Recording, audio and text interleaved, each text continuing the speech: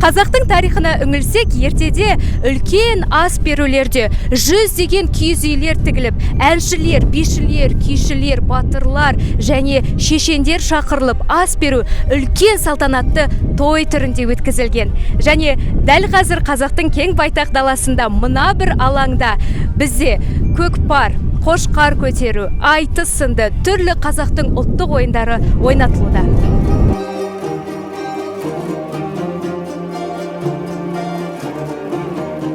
Биылғы ас берудің сипаты өзгеше, мазмұны да ауқымды. Себебі дәл бүгін Жантекеде ұйымдастырылып жатқан ас беруде Қазақстанның түкпір-түкпірінен әр өңір ауылынан келген ағайын бар.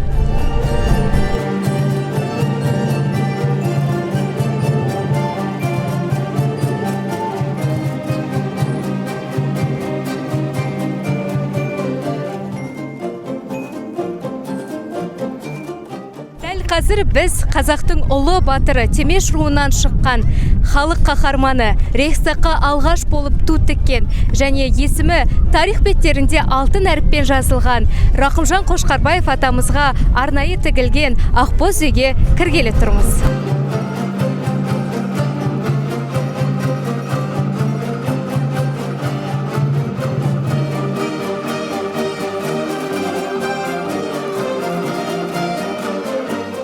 Ақбоз үйдің ішінде Рақымжан Қошқарбаев атамызға арналған көрме орналасқан.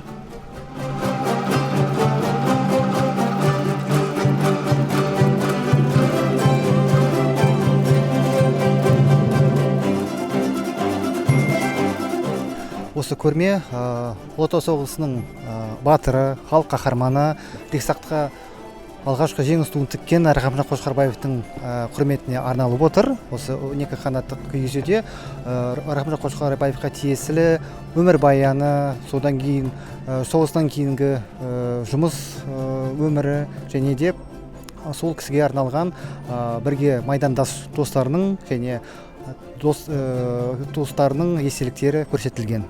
Оның қарапайымдылық туралы айтуға болады, себебі мысалға келтіретін болсақ, 1945 жылы 30 сәуір айында Рейхстагты шабуыл алған кезінде лейтенант Қошқарбаев қасындағы қызыл әскер Григорий Болатов екеуі 6 сағаттай 200 метрлік жерді өтіп, соның дәл қаққан сәтте ол өзінің атын ғана емес, қасындағы Григорий Болатовтың есімін химиялық қарындашпен қызыл ту тіккен бұрышына жазып, сондай бір құрметіне ие болған.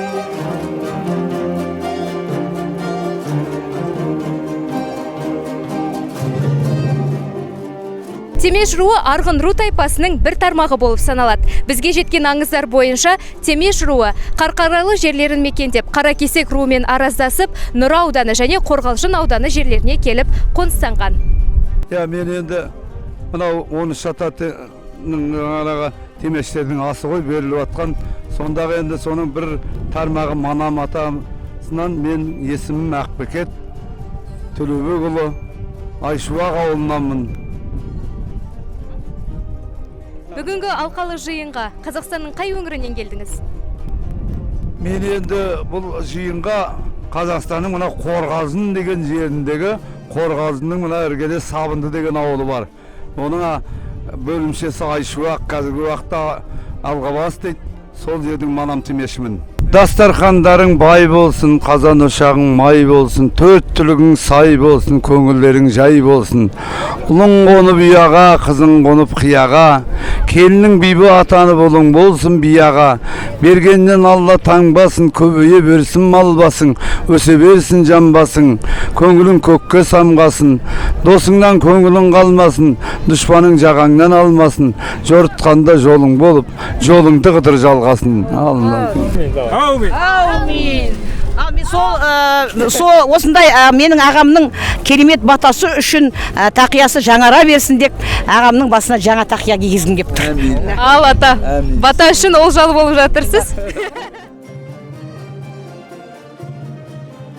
Ал біздің кезекті сұхбатымыз ерекше форматта мына киіз үйдің ішінде өтпек. Ендеше өзімізді қызықтырар сұрақтарымызды қоюға ішке өтейік. сәлеметсіздер ме? Жоғары шығыңыздар.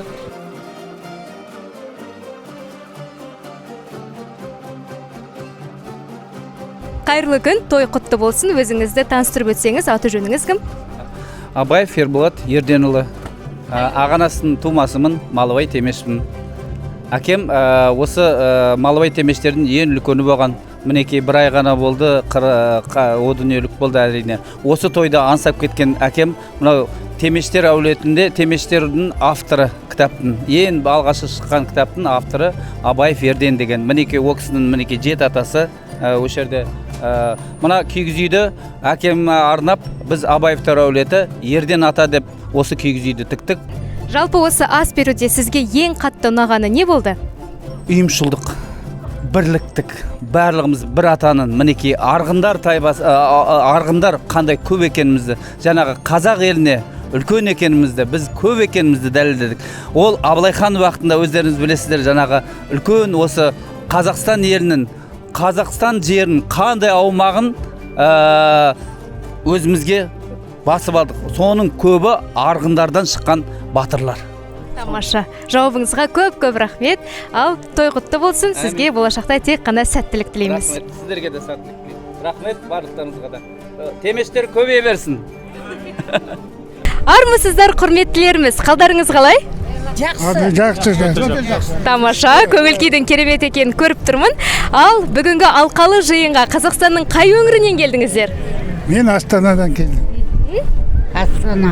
Астанадан. Тамаша.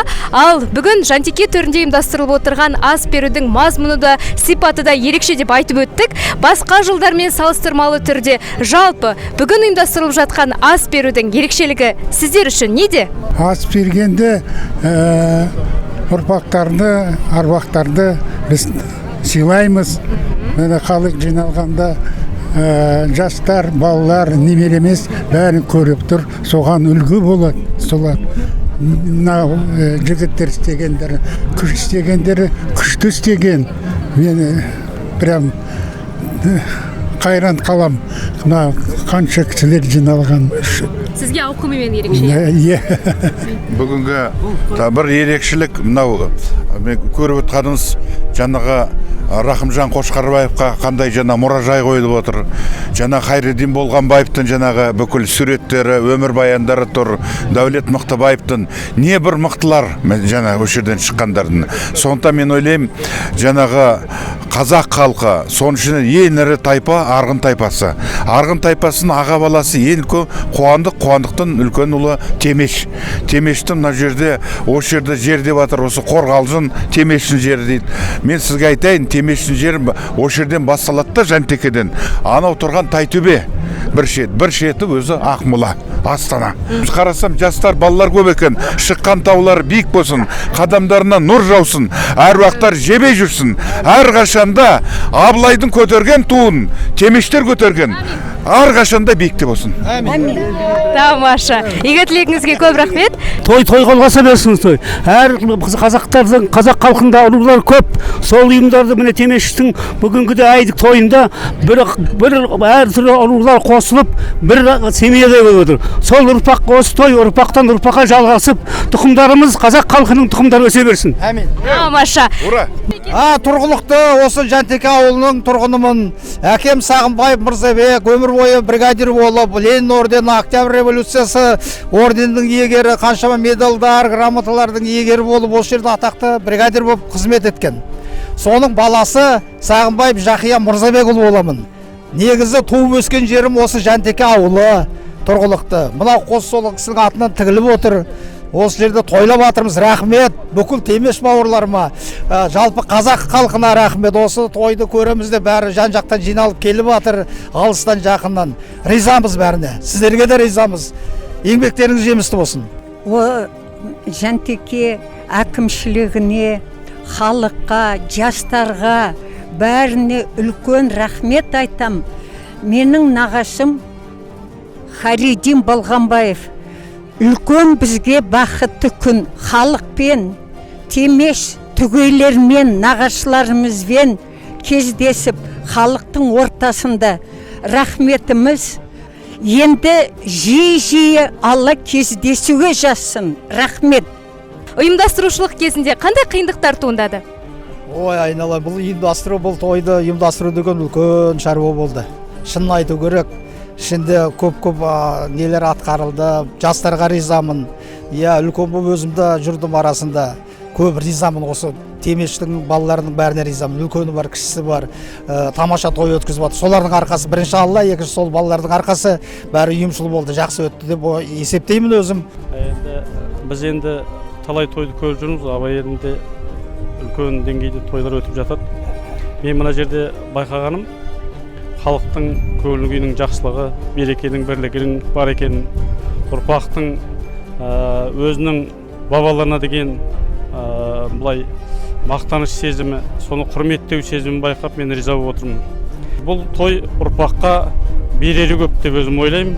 Ұрпақ әрдайым береке бірлікте, әлі Абай айтады ғой, бірің қазақ, бірің дос, көрмесеңіз сіздің бәрі бос деп. Бұл тойдың ар жағында сол мағына тұру керек. Әр қазақтың әр руы керемет. Соның бірі осы Қорғалжың өңірі. Құтты болсын той, қабыл болсын ас. Тамаша, көп рахмет. Балалардың осы ұйымдастырған осындай дәрежеге жеткізгеніне біз қуаныштымыз өте. Біз енді шынында да кәртейдік, бірақ қарты бар жердің қазынасы бар дейді ғой. Кәртейдік, қай қойылады, ол қайдарман дейді. Біздің қолымыздан ештеңе келмесе де, міне кейінгі жаңа Мағжан айтпаш, кейінгі ұрпақтарымыз жасап жатыр. Қазақстан әрдайым осындай тұғырлы биік болсын, ынтымақты болсын, бірлік бар жерде тірлік бар. Ассалаумағалейкумдер, мынау құрметті бүгінгі мынау той сүйер қауым. Осы біздің мынау Темеш елінің ата бабамызға арнап атып Құран бағыштап жатырмыз. Сол бағыштаған Құранымыз Алла тағала қабыл етсін. Біз осы елдің азаматымыз, осы Жантеке өңірінде туып өскенбіз. Мына өзі атамыз тұр, міне герой кезінде осы Ақмола Кеңбидай өңіріне негізі сол жақтың тумасымыз, бірақ осы жерде туып өстік. Мына бүгінгі ұйымдастырып жатқан жаңа Тынысбеков сайлауы бар, Есіп Қанат, інім сайлауы бар, Махметов. Солардың бәріне рахмет. Тек қана Алла тағала бізге жақсылығын берсін, той домалақ көп болсын, елде ауызбіршілік болсын. Бір-бірімізге сіз біздесіп, Алла бәрімізге ұзақ ғұмыр, жақсылықта кездесуге Алла нәсіп етсін. Тамаша, айтқандарыңыз келсін. Ал бүгінгі алқалы жиынды бір сөзбен қалай сипаттар едіңіздер? Өте керемет. Жақсы. Өте жақсы. Өте керемет. Ұрпақ үлгі алатын шара болды. Өте айбат. Өте жақсы.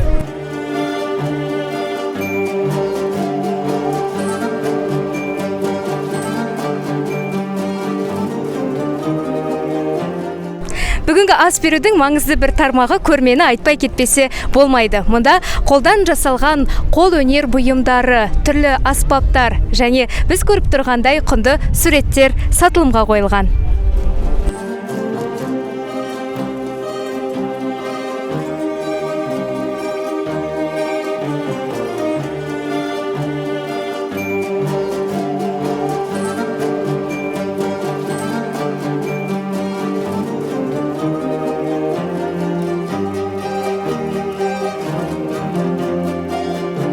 Мен Қаридин Болғанбаевтың ұрпағы болам, немересі. Сабынды ауылдан келіп отырмыз. Осы мынау мерейтойға Алла тағала қуанып жатырмыз бәрі. Өте бәрі жақсы өтті. Дастархандары жайылып, концерттер болып жатыр, бәйге болып жатыр, көкпар болып жатыр. Сол мынау осы бәрі жаңағы Аллаға шүкір тәуелсіздіктің арқасында, сол тәуелсіздікке біздің аталарымыз, Алашорда қайраткерлері, Кенесары біздің хан 25 жыл ағайындарымен, әкелерімен соғысқан осы тәуелсіздік үшін. Сол еліміз аман болсын, аспанымыз ашық болсын, осындай той думандар көп болды. Біз дәл қазір қазақтың салт дәстүрлерін дәріптеп, қазақи нақыштағы әдемі ою өрнек бейнеленген, көйлек киген келіндердің ортасындамыз. Басты сұрақ, қай рудың келіндері сіздер? Тамаша. Ал? Аты жөніңіз кім? Тасырып өтсеңіз? Менің есімім Рабиға, Қуанышқызы Тынысбекова болам. Жолдасымның фамилиясы Дүйсенбеков, Түгей Темеш болады. Осы біздің мына киіз үйді біздің жолдасымыз Түгей Темеш Қайрат Дүйсенбековтың Қайрат Қантайұлының киіз үйі. Үлкен әкеміздің аты Қантай, сол кісінің ұрпағымыз, сол кісінің немерелері, сол кісінің қыздары. Осы негізі, осы нені бізге ұйымдастырғанда, біздің осы ұрпағымыздың арғын руының темештердің билері барлығы айтты, тек қана қазақша киімде болсын, джинси кимеңіздер, шалбар кимеңіздер, тек қана қазақша киіммен жүріңіздер деп. Мінекей мен өзім таңертең қазір қолым тимеді, қонақтар күтіп жатырмын. Мынандай кимешек киіп келгем негізі. Мінекей мынандай кимешегім бар өзімнің осындай. Тамаша, нағыз дресс-кодты сақтаған түге темеш келіндері. Таңертеңнен бері осындамын. Біз ет астық, қамырды иледік, бауырсағымызды пісірдік, жұқананымызды илеп, бәріміз бір палаткада, бір үйдің баласындай осы 6 қос түгей темештердің қосы болды. Содан 4 қазан ет асылды, бір жылқының етін астық, бауырсағын пісірдік, шелпегін пісірдік. Ал жалпы ағайын жекжат туыс жиналған жиыннан алған әсерлеріңіз қандай? Барлығы ұнады ма? Ұнағанда қандай? Негізі бұл енді 2 ғасыр бұл жиналған бауыр темештер өте тамаша өтіп жатыр. Жан жақтан келген міне бауырлар, темеш ұрпағы атамыздың қаншама жаңағы бауырлары келіп осы жаңағы неге қатысып жатыр. Тараз, Шымкент, Астана, Атырау, Германиядан келіп жатыр. Түгей темештер енді жасай берсін деймін. Сол кісілердің ұрпақтары жаңағы ұрпақтар жаңағы абыройы асып жаңағы тақси берсін деймін. Тек қана осыны жақсылықта, қуанышта басымызға қосуға нәсіп етсін. Алла жақсылықта кездесуге нәсіп етсін деймін. Қуаныштымын, сөз жоқ. Бауырлар жастар ұйымдастырып жатыр. Абай бар, Қайрат деген інілеріміз бар. Қуаныштымын, шек жоқ қуаныштыққа. Ағайындардың басын қосып, ас беріп, той жасап жатқан. Той болсын. Ас беріп, дұға оқытқызып жатыр. Міне қуанышты, мейрам, бір-бірімізді көріп қуаныш той болып жатыр. Иә, сіздерге де жұғыз. Менің аты жөнім Абай Өмірқұлұлы Ибраев. Ал енді мынау тойдың несіне келсек, барлығы жақсы өтіп жатқан сияқты. Ал биылғы ас беру сіз үшін несімен ерекше? Бұл өзінің ерекшелігі сонда. Өлі риза болмай тірі байымайды деген нақыл сөз бар ғой қазақтың. Сол ата-бабаларымыздың рухына Құран оқытқызу ең басты. Бір-біріміздің басымыз қосыла бермейді ғой. Ағайын туыстар, солар бір-бірімен танысып, білесіп жатыр. Жан жақтан келгендері бар. Облыстан. Менің аты жөнім Ержманов Қайрат Мұғазамұлы. Осы жерге атсалысып ұйымдастырдық. Мынау біздің бала-шағамыз ертең бір-бірін танып жүрсін, біліп жүрсін. Қазағымыз осындай бірік болсын. Осындай қазақ елімізде үлкен тойлар болсын. Мынау қазақ деген негізі текті халықпыз ғой. Осындай үлкен додаларда біздің жастарымызға үлгі өнеге болып үлкен спортсмендер болсын. Қазір күрес алаңында ылғи Қазақстан барыс күрескерлері күресіп жатыр. Соған келіп жүріңіздер, қазір көріңіздер, финал басталады. Рахмет сіздерге. Біз дәл қазір Қарабұжыр руының ауылында тұрмыз. Мына бір тұста осы рудан шыққан ұлы тұлғалардың есімдері мен өмір баяндары жазылған екен.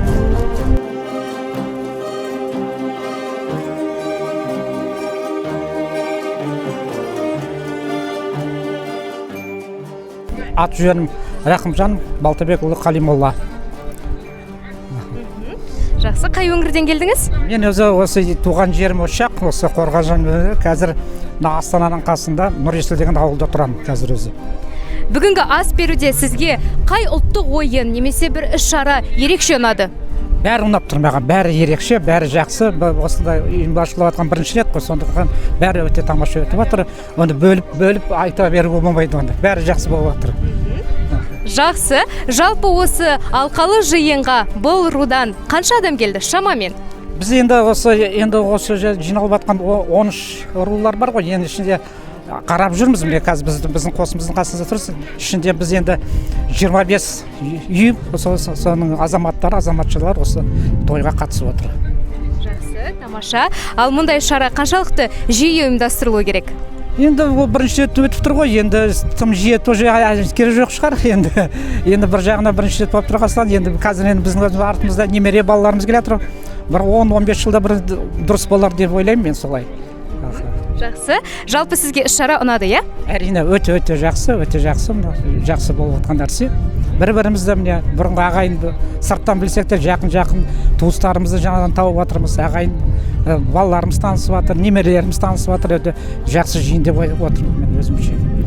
Жақсы, жауаптарыңызға көп рахмет.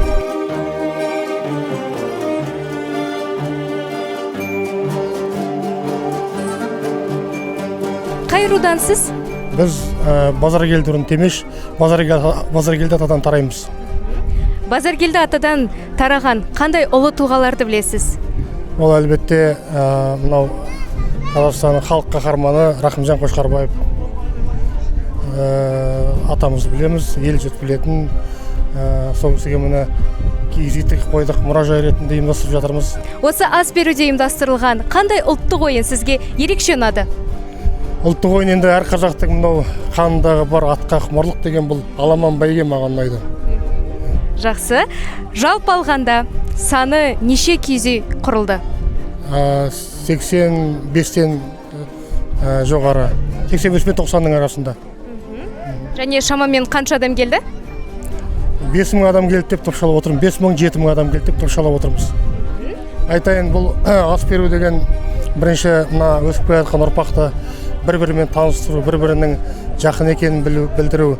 Мына жас ұрпаққа рух беретін кездесулер, міне осындай ұлттық ойын түрлері, көкпар, қыз қуу деген сияқты, қошқар көтеру деген сияқты, қазір ұмытылып келе жатқан, көп өткізе бермейтін ұлттық ойын түрлері, мына жас буын білсін деп осындай бұл ойын жиі өткізіліп тұрса екен деген ниетім.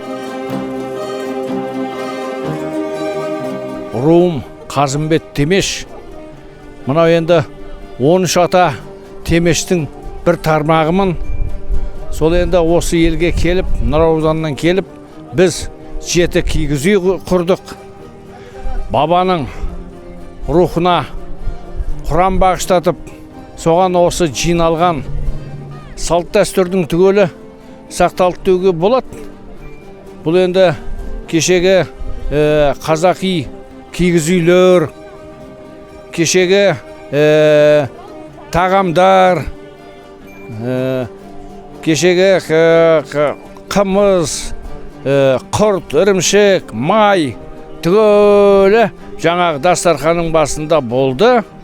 Сосын жаңағы түгелі бар ғой, қазақтың қыз келіншектері өздерінің қазақи киімдермен ерекшеленіп, көрініп, енді осының түгелі басқа енді бас бұзарлық ешқандай болған жоқ деп санаймын. Біз қазір ас берудің ең тәтті бөліміне келдік. Бұл әрине ет асу. Дәл қазір осы тұста ер азаматтарымыз бен келіндер барлығын істеп дайындауда.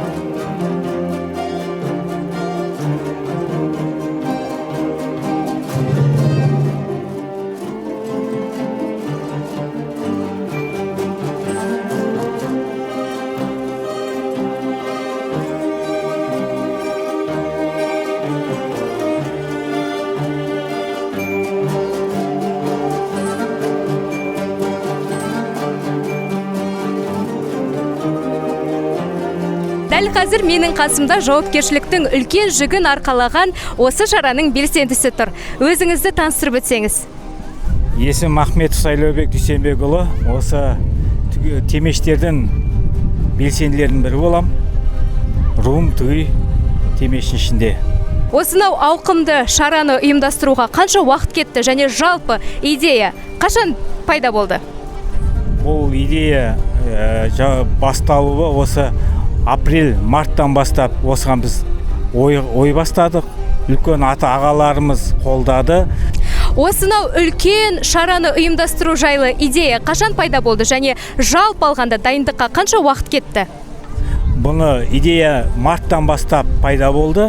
Бұны үлкен біздің ағаларымыз, аталарымыз ойластырып, осы шілденің 27-сіне қалдырды. Бұны 3 ай, 4 ай дайындық болды. Оған 25, 30, 50 адам, 100 адамдар қатысты. Осы ас беруді ұйымдастырып, солардың еңбектері зор. Қазақстанның түкпір-түкпірінен ағайын жекжатты жинау қиын болған жоқ па? Жоқ, қазіргі уақытта бүкіл дамып кеткен уақытта телефон арқылы бір-бірімізбен байланыс жасап, әрбір Қазақстан түкпір-түкпірінен келіп, осында кигіз үй құрып, 4-5 күн бұрын келіп ерте құрған аталар бар, рулар бар. Соларға көп рахмет. Осында бүгін үлкен шара жақсы өтіп жатыр. Ас беру нақты мақсатымыз қазіргі ағайын, туыстар бір-бірімен танысу, Темеш аталардың балалары, оның немерелері бір-бірін таныс болсын, білімді болсын, бір-біріне жақын болсын деп осында үлкен ас Қорғалжын ауданын өңірінде өткізіп жатырмыз. Осы жігер салып, аман есен жақсы өтіп жатыр. Көп рахмет, жақсы жігіттер өз міндеттерін атқарды деп есептеймін.